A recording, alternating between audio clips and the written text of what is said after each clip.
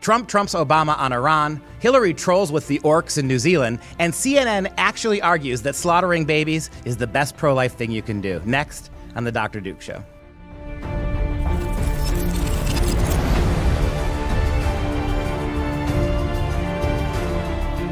Hi, everyone. I'm Dr. Duke, and thank you for joining us again. As always, I am joined by Katie Petrick of the Healthy Republic for the Countdown, a recap of today's news and events. Katie, what do you have for us this week? Well, this week, the big news is that President Trump announced that he's withdrawing the United States from the Iran nuclear deal, and he indicated that he's going to sign new economic sanctions. Basically, Trump came out and called this Iran nuclear deal the worst in history. And for anyone who doesn't know yet, the deal was made back in 2015 when President Barack Obama was in office, and it's made between the U.S., the U.K., France, Germany, Russia, China, and Iran.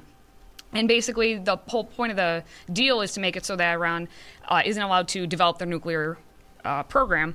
And President Obama came out and basically signed this executive agreement, and even back in 2015, there was questions about it. Yeah. And now people on the left are saying, how dare you cancel this deal? People on the right are saying this is exactly what it should have happened from the beginning. So what do you take away from it? There's so many angles to this that need to be pointed out. First of all, that's exactly right. When Obama did this by executive order, not by Senate confirmation. Agreement. Right? Executive agreement. Executive agreement. Yeah. Not by Senate ratification. That tells you something really important right there. And when this happened, by the way, he could have gotten the Senate to support this if he wanted to, but he knew it was going to take a long time. There's going to be a lot of debate. What Obama didn't want is the same thing he didn't want with Obamacare. He didn't want you to know what was in it, so there was lots of debate about the merits of it, which would have pulled people back. He wanted to just make this unilateral move. The fact that he brings in, look, the fact that Obama brought in China, Russia, and Germany, and France, you want to pretend that this is a coalition of strong partners against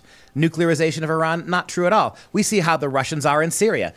Iran is another client kingdom of the Soviet Union, the former Soviet Union. What the Russians want is a weak deterrent. Russia and China were undercutting this move, not making it stronger, which is why it was so tepid, which is why the Iranians took a whole bunch of Western money, primarily American money. It's interesting. Mm-hmm. They didn't take Chinese and Russian money. We gave them money. The other allies didn't, and they've gone about their business pretty much as planned.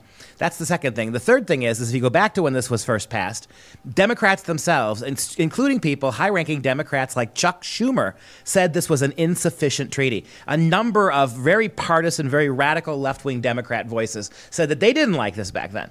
So what did Trump do? Trump did exactly what he did with the Paris Climate Accord. This was a bad deal.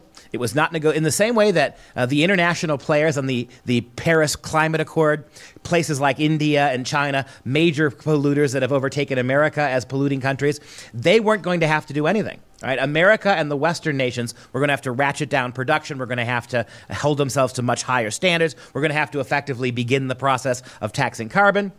But the real polluting nations in the world, particularly China and India, had very little accountability. It's the exact same thing here with the Iranians. And so I'm glad he did this. I'm glad he's dismantling the Obama legacy. In reality, when it comes to these kind of foreign policy deals, Barack Obama is Neville Chamberlain in mom jeans. That's about the best you can hope for. Whatever you say about Trump, whatever detractions you have from Donald Trump, he is killing it on the global stage right now. He is killing it. What's going on with the Korean prisoners coming home with Pompeo is remarkable. What's happening with the Koreans moving forward, what's happening now in Israel is pretty amazing. The fact that the Saudi Arabians now have become genuine allies in the fight against Iranian and radical Islamic armament tells you something. So it's a good thing all around. And the fact that Obama who was so touched by this that he was forced to bleat about it, to get on the air and talk about how irresponsible this is. Well, we've seen more responsible change from Donald Trump in a year and a half than we saw from Obama in 8. Yeah, and what President Trump is doing is this was an executive agreement. It's very important to pay attention to the language on this. An executive agreement is politically binding. A treaty would be binding for legal reasons, and it would have made so that because it's a treaty, it would have had to go through the Constitution. All right, then you're talking about how the Senate would have had to give advice and consent on this, and that's what Obama didn't want to do back in 2015. Right. That's why he made it an agreement. So when the left comes out and says, how dare you go against everything that would be good for the United States, President Trump's following the law. He's actually going back to what should have been done in the first place. But Donald Trump is a constitutionalist on this issue. Barack Obama is a circumventer of the Constitution. So we saw what the Paris Climate Accords, done the right way. We saw the pulling out of the treaty with Iran, done exactly the right way, legally and constitutionally. We never should have been in it constitutionally. So Trump did the right thing. And then you think about DACA, the fact that Obama created the Dreamer program almost by executive order, right? Never had a real formal vote on it. And what ended up happening there is that Trump was going to rightly pull out of that too, all right? Particularly because the left was unwilling to compromise even one iota on immigration reform. They wanted all that, the DACA program saved. They wanted all more money and perks being handed out to illegal immigrants. They wanted weaker, more porous borders. Donald Trump said, if you're not going to negotiate with you, I'm not going to do it.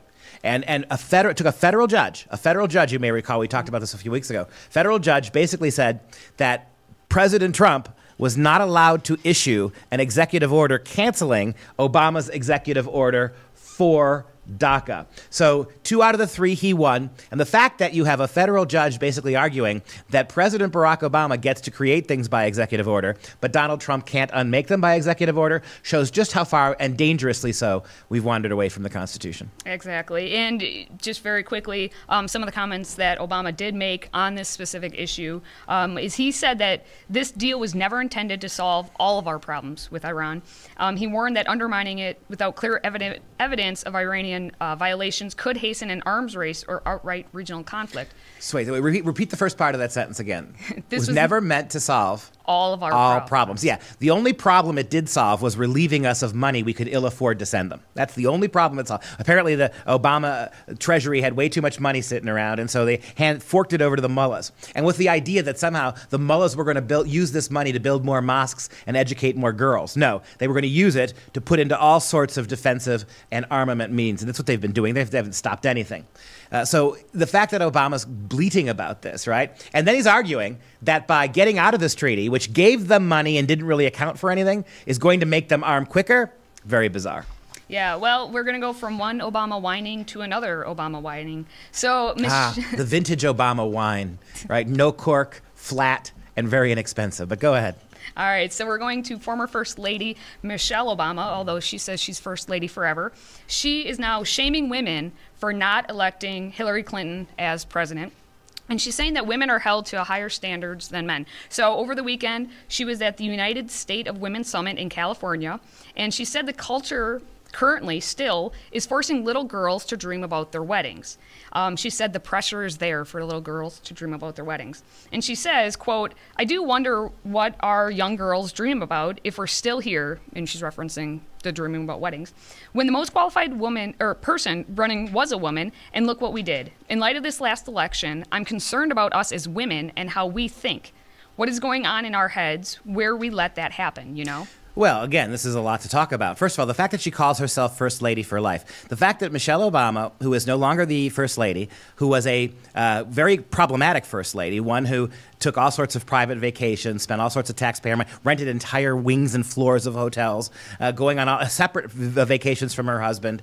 All of that is her prerogative, I suppose, but it was very expensive and costly. Other than her failed lunch program, where she basically starved American children, can you name one single accomplishment of her 8-year reign? I can't. And yet she calls herself First Lady for life. In other words, Barack, because of that damn Constitution, Barack couldn't be elected perpetually. But she's going to go ahead and anoint herself First Lady for life, which means that's an honor that Hillary Clinton never had.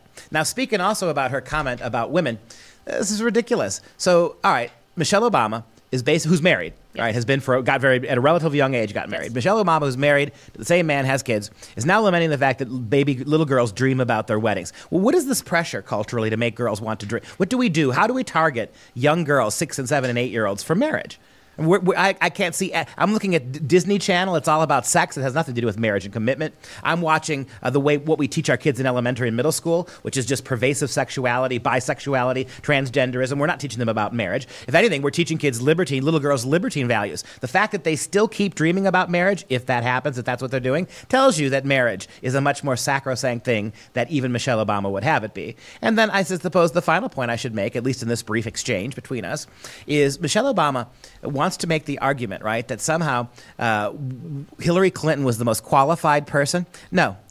Hillary Clinton had more political experience, you might be able to argue, than some of the other candidates. But if we measure that experience with her success rate, she was the least qualified. Never has a Secretary of State done less with more. Never has a Secretary of State accomplished less with more opportunities, more goodwill, with the Obama legacy behind her, with a world that was glad to be rid of George Bush, a world that was very friendly to Barack Obama, our allies, foreign and domestic. And what ended up happening? She got nothing done. Benghazi is her legacy. Computer breaches are her legacy. Nastiness is her legacy. So the fact that, and this is what drives me nuts about the left, Hillary was the longest serving, perhaps the most recognizably serving woman in American history. And that doesn't just give her credibility, it also allows us a longer look at her record. And again, I ask you the same thing I would ask about Michelle Obama herself. What can you point to that Hillary Clinton made better as Secretary of State? And I can think of nothing. Yeah. Well, and my issue with this is, you know, you even said that maybe Hillary had the most tenure time, but that would have to include her being first lady. Mm-hmm. And what does Michelle Obama have experience to draw on? She was also first lady. So if she's going to put that into there, it almost puffs herself up a little bit, which obviously this is what she's trying to do. And the fact that we have to go back and remember how many comments were made between Michelle Obama and Hillary Clinton during primaries and any time before that, it's not too nice. So now that we have President Trump in office, just because let's tag team together, we don't like him, we're going to make all these comments. My other issue... Did you say hag team? Tag team. Oh, tag team. Sorry. Misunderstood you.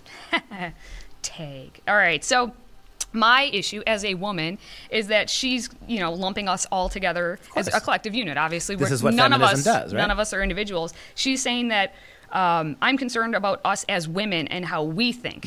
Well, I'm concerned about how I think. I'm not concerned about how we think. No. Is she really concerned about what Melania thinks? No, I don't think so. I don't think so. Ivanka, is she concerned about that? No. This is all just feminist posturing. And the thing that blows me away about it is 8 years in the White House as First Lady, she now declares herself First Lady forever. And if you want to make that argument, as I said earlier, she has a much sparser legacy than even Hillary Clinton does. I mean, this is the thing I'll close this segment out with. So ineffective and uninspired and utterly without really any meaningful purpose was her 8 years as First Lady, that she makes Hillary Clinton look hyper-qualified by comparison. When you think about Michelle Obama's legacy, what are you going to remember? Outside of, again, a really disastrous lunch program, what are you going to remember her for? Being the first black First Lady? By all means, give her a prize. It's a shame. It's too bad the Nobel Peace Prize didn't have an irrelevant woman prize to go along with the irrelevant Nobel Peace Prize, and they could have gave it to her after 11 days in the Oval Office, just like she gave her husband an award he did nothing to earn after 11 days in the White House, and we could have let them right off into the sunset as the most decorated family, first family in American history who will never be remembered for anything substantial. And I love the fact that Donald Trump is piece by piece by piece pulling apart Obama's legacy. Even if Trump accomplishes nothing individual himself, and he already has. He's already done a number of things, including what's going on in North Korea, that this Democrat peacemaker, Nobel Prize winner could not get done, period. But what I love about it is that even if Donald Trump were to accomplish nothing more new, simply dismantling the failed legacy of the Obamas is a huge debt of gratitude we owe him. All right. And speaking of people who won't go away and continue to blame, we have another story about Hillary Clinton because she's still complaining. And now she's gone to New Zealand to make her complaints because here in the U.S., we're just not paying her enough anymore to hear her speak her truth. So she was in New Zealand, and she actually defended what Michelle Obama said over the weekend, saying that Michelle was so right, that women are held to a higher standard than men. And she's quoted saying, "The more professionally successful we are, the less people like us. Historically, people like me when I'm serving a supporting role. But the minute a woman, at least in our country, stands up and says, 'I'd like a chance to lead,' everything changes." Well, look, let's just call the hypocrisy for what it is. When radical feminist nobodies like Hillary and Michelle Obama spend all their days lecturing us about how evil, wicked, and toxic men are, how sexist and racist and violent and pig-headed men are, if that's all we hear from these feminists, and it's all we do hear from these feminists, if that's true, shouldn't we hold women to a higher standard? I mean, by their own definition, men are so irreproachably bad that to hold them to any standard is to hold them to a better standard. I'm sorry, ladies, that you can't live up to the standard, which you set very low. But I just got to pause for a second. You say Hillary flew to New Zealand Yes. to make these comments? I love this. So Hillary Clinton is in the land of Lord of the Rings, right? Hillary Clinton is in the land of trolls and orcs. I love this. I mean, you think about the Lord of the Rings, the Uruk-hai, right? Were the nastiest bunch of troll orcs. They were this hyper race of orcs that had been bred in the depths of Mordor.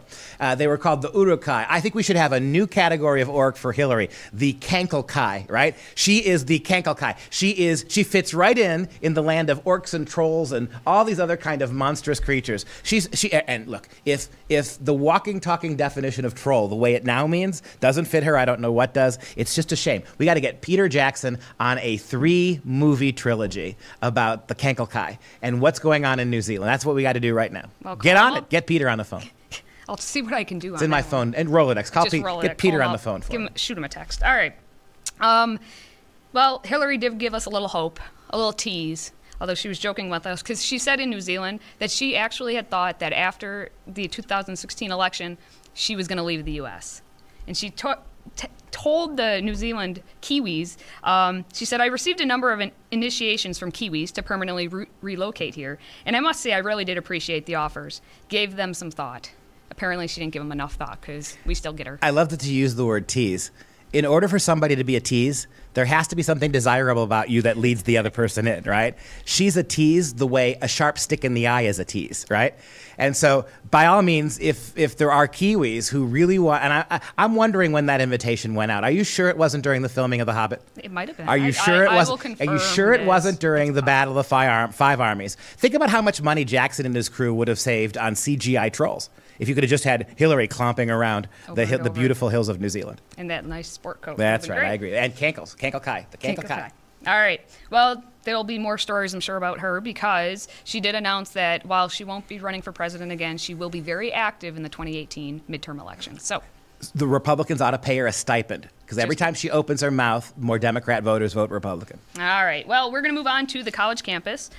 We have a story and a survey, actually, that finds that almost 40% of liberal arts colleges have 0 Republican professors. This is a statistic that is actually much worse than it looks. These small liberal arts colleges, all across the country, major survey was done. 40% of these small liberal arts colleges have 0 Republicans. And it's almost a misleading statistic because then you could sit there and say, oh, well, that doesn't seem so bad. I mean, that means 60% of liberal arts colleges do. But the impression it might leave you is 40% have none, 60% of liberal arts colleges therefore have hundreds and hundreds of them. No. Most of the rest of these liberal arts colleges, almost all of them, we're talking 1, 2, 3, 4, 5 Republican voices among hundreds of faculty. So when you think about that number, 40% of American liberal arts colleges have no Republican faculty whatsoever, and 95% of the schools have well less than 5%. It tells you where you are with regards to the current state of education. It is monolithic to the point of laughability. It is, and the American left what would the American left say if the bias towards Republicans and conservatives and Christians was what it is now on college campuses? They would be the first to tell you, these progressives, that this violates the entire educational mission. That when you have this kind of unanimity all in one political party, education cannot exist in a meaningful way in those environments. And that explains why you're seeing young college kids at liberal arts colleges like St. Olaf, these young twisted minds that think that mistake ideology for intelligence, that think protesting is the same thing as studying, that think shutting down speech is actually a form of speech. How do they learn that? They learn that in the left-wing monolith that is our colleges and universities. All right, one of these professors who is not a Republican, we have a woke professor who actually just announced he's a professor of history at the City University of New York, and he says that he's going to excuse his students from a quiz if they're lovesick. So his name is Angus Johnston, and he's very prolific on Twitter, and he went on this big tirade about his policies for absences from class and reasons that students might give for maybe why they flunk a quiz. And some of these include breaking up, seeing a friend who's from another country, that's excused, death of a loved one, a bachelor party is a reason to flunk a quiz. Maybe you were out late last night, and you have a bad cold. So these are reasons you can flunk a quiz. And he says that it's nobody's business why you give excuses for why you flunked a quiz. He doesn't ask his students, or if they're missing class, he doesn't ask them where they are. They all get to just automatically disregard 2 quizzes per semester. And he says it's not even humane to ask a student why they're not in attendance of class. Then Professor Johnston is a raging hypocrite, which is par for the course for university professors. He's basically making this squishy politically correct argument that quizzes and tests and holding kids accountable should be utterly dependent on what's going on in their personal lives. That's basically what he's saying. And so the fact that he still gives quizzes is a problem. And he lists a certain number of things that he's willing to excuse, like breaking up with a boyfriend or having a bad headache, right? A cold. Okay, you're good. But the premise is, your own premise is, Professor, that there are all sorts of things that inhibit a student's, and that's what matters first, a student's psychology, his emotions, a student's worldview, right? Her worldview. All sorts of things can challenge a student when quizzes are being offered. The only answer based on your premise, that what really matters is a student's frame of mind and heart, not the test. That what goes on in the classroom is subordinate to feelings and life experiences and happy days or sad days. I mean, my God, the fact that you're offering quizzes, inevitably you're going to quiz some poor woman during the time of her period. Inevitably, you're going to do that, right?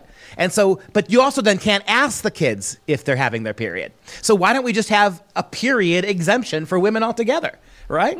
And so the hypocrisy of this is that he pretends that he has standards, that he pretends that what's going on in his class, the quizzes he gives, the tests that he gives, still matter, they're still rigorous, when you have basically already conceded that nothing matters if somebody's personal or emotional welfare, or even some small peccadillo of the day, puts somebody in a grumpy mood. You can't have it both ways, Professor. Either you're giving a rigorous class and you're holding kids accountable, or you're letting their excuses dictate your policies. Policies, by the way, if you actually mean what you say, you probably shouldn't have in the first place. Yeah, and the best part of this was I found a tweet during this whole episode that says, I have the fairly rare advantage as a professor that I kind of hated school and was bad at it. He said that? He said that. Oh, there you go. And that's exactly what you want. Usually it's those who can't teach. Those who hate and can't learn are responsible for not teaching other kids how to learn. It kind of fits, doesn't it? The way he was as a student, he's now siding with students who are just like him. Why doesn't SUNY New York just give them all PhDs in his class? Why just let them pass that class? From that attitude, that argument, I didn't like school, I hated school, I wasn't very good at school, so obviously I'm going to set up my university classrooms so that people who are just like me get good grades. You got a PhD from some school, and whichever school that is that out there that gave you the PhD, Mr. Johnston, I think they should revoke it or give every kid in your class one too, just they can be just like you. Yeah, I think that really fits nicely with it being Teacher Appreciation Week. So. Ah, yes, Teacher Appreciation Week. And you were telling me that a lot of kids were texting, I wish I had you as a teacher, right? Well, of course they do. I'll trump Mr. Johnson. You take my class, kids, I won't make you read any books. I won't make you attend class or read books, and I'll let you pick your own grade. If we're going to measure professorial success on those kind of criterion, I just won. I'm not going to do it. But you take my class, spend the money, we'll see how it works out for you. But all you got to do is promise that kind of garbage. A class, and what does it say about the nature of our students?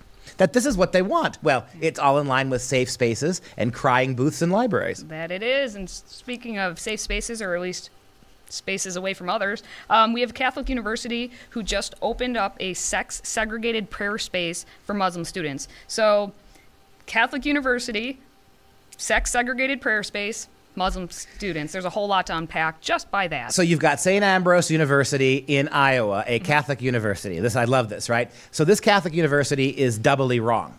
On the one hand, they're unprogressive and unpolitically correct. They're shamefully retrograde among progressive circles because they are allowing boys and girls to be segregated in the name of somebody's religion, number one. Number two, they're also wrong, dead wrong, because they've betrayed their own Catholic faith. Last time I checked, gay marriage is still wrong, right? And so consequently, this idea that they're promoting a certain kind of tolerance. And now you're creating religious safe spaces for Muslim students so that they can pray and do all this stuff on their own. And yet, as we see from college campus, Catholic campus across the country, including places like Marquette University, all these different Georgetown, these Catholic, Notre Dame, to actually promote and defend Catholic values on a Catholic school. You're a Catholic kid with a Catholic family who goes to Catholic Mass every Sunday, goes to Catholic confession, and ships yourself off to a Catholic university like this one, St. Ambrose, and you defend traditional marriage, they're gonna throw you out or punish you.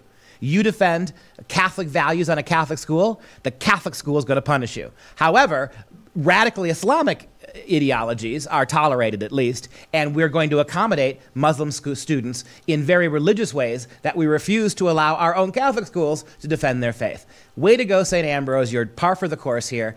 Why don't you just, guys, become mosque schools? Why don't you just, I mean, you don't even want to become secular schools. You clearly aren't, you have nothing, you have no real interest in promoting your Catholicism. In fact, you're busy trying to unmake Catholic teaching on everything from sexuality to politics to faith to government to abortion to illegal immigration. You are unmaking Catholic tradition over and over again.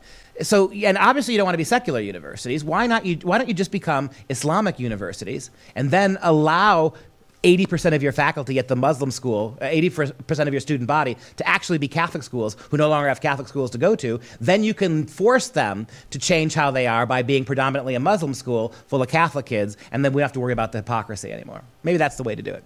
It's an option for sure. All right, we have just enough time to get a quick viewer question. Viewer question. We didn't get one in last week. So Jennifer from Virginia says, hey, you guys, the media reported that Rosie O'Donnell was called out for donating more than the legal limit to political campaigns. I saw Dinesh D'Souza talk about how he was convicted back in, I believe it was 2014.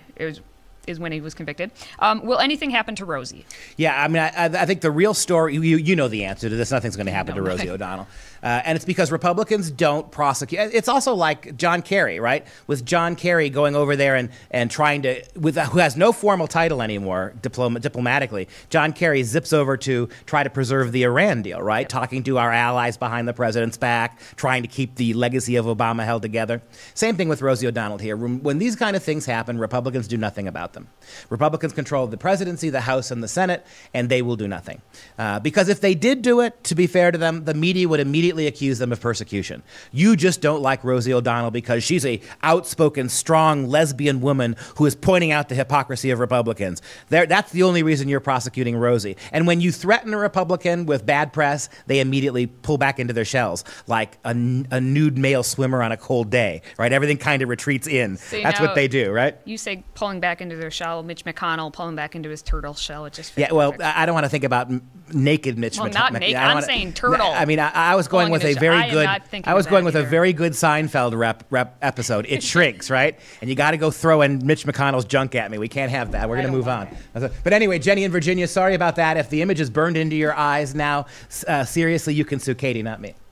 On that note, if you have a question for Dr. Duke or for me, or if you would like to sue me, please email askduke@fpeusa.org. And we do take non-junk questions, so don't feel like you're constrained by the genitalia commentary that she just threw my way.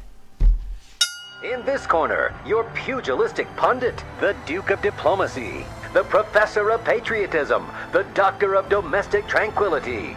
This is Right Makes Might with Dr. Duke. Imagine being a pregnant Chinese woman somewhere in the 1980s. You already have one child. This would be your second. When Chinese Communist Party officials kick in the door, drag you to a local clinic where you are forced to undergo an abortion. And then, when the baby had been taken from you, against your will, you received a bill from the communist government for the procedure in which they told you, on the bottom of the bill, thank you for supporting our pro-life policies. Well, it may not be a completely parallel example, but CNN recently published an op-ed from a Danielle Campo Amor, an abortion activist who actually started with the premise that being pro-abortion is actually the genuine pro-life position, as so often happens with these Orwellian leftists, where strength is weakness, war is peace. They don't quite seem to understand the definition of words. It's true, she says, that as a young woman I had an abortion, which allowed me to do all sorts of things, she said, that I otherwise wouldn't have done. Abortion saved my life. It has saved the lives of countless millions of women. And let's be clear here, though, in terms of language and what language means. It didn't save your life. Your life was never in danger, Danielle. What you saved was discomfort. What you saved was having to provide for a mouth that you didn't plan for. What you were saved from is the consequence of your own bad sexual choices. That's all. You didn't save your life. And the vast, vast, vast majority of abortions aren't pro-life in the sense that you're not saving any mother's life. You're making life easier for them. You're taking away the burden of responsibility. You're letting them choose to undo something they've already done. But let's be clear, you're not saving their lives. Any more than the Chinese government with its forced abortion policy wasn't saving any lives. And the thing here that's so remarkable about this is if you understand the language that you're using, you couldn't use it. You have to twist the definitions around. I don't know if you ever read George Orwell, but when you say things like pro-abortion is the pro-life position, there's only one creature, there's only one human being that dies in an abortion. In 99.9999% of all abortions, there's only one human being that dies. That's the baby. Don't forget that. If you want to be pro-abortion, knock yourself out. But don't pretend you're saving a life. You're taking one. If you enjoyed today's banter, make sure to catch the Dr. Duke Show free online every Thursday at 2 p.m. Central Standard Time on YouTube and Facebook Live. Then listen to it again on the podcast version on SoundCloud and iTunes. And don't forget to subscribe and leave us a nice review. And now, it's time for Dr. Duke's Quote of the Day. The incomparable William Shakespeare once wrote, "There is no legacy so rich as honesty." Meaning that if all you do in your life is honest deeds, then you will have a lasting legacy. The corollary to that is, if you are dishonest, your legacy will fall to pieces. Over the last few weeks, we've been hearing nothing but hand-wringing from progressive talking heads about the damage being done by Donald Trump to Barack Obama's legacy. Pulling out of the Paris Climate Accord, the undoing of the foolish Iran nuclear deal, and a host of other issues, DACA, and a host of other issues. The progressive media is primarily concerned not about truth or peace or honor or dignity, but about the legacy of Barack Obama. And the fact is that when it comes to things like Obamacare, when it comes to things like DACA, when it comes to things like the Iran nuclear deal, when it comes to things like the Paris Climate Accord, Obama fed us dishonesty after dishonesty. Who was paying for it? How much money was being transferred to Iran? We didn't hear this right away. We were told that we had to pass the Obamacare Act before we knew what was in it. A lot of dishonesty, a lot of keeping the truth from us. Is it any surprise that Obama's dishonest legacy is now falling to pieces? Interestingly, that quote, "There is no legacy so rich as honesty," it comes from the play All's Well That Ends Well. We don't need Donald Trump to be a great president. We don't need him to start all sorts of brand new initiatives. If all Donald Trump does with his presidency is dismantle the dishonest legacy of Barack Obama, then all's well that ends well indeed. And that does it for us this week. For Freedom Project, I'm Dr. Duke, and we'll see you next time.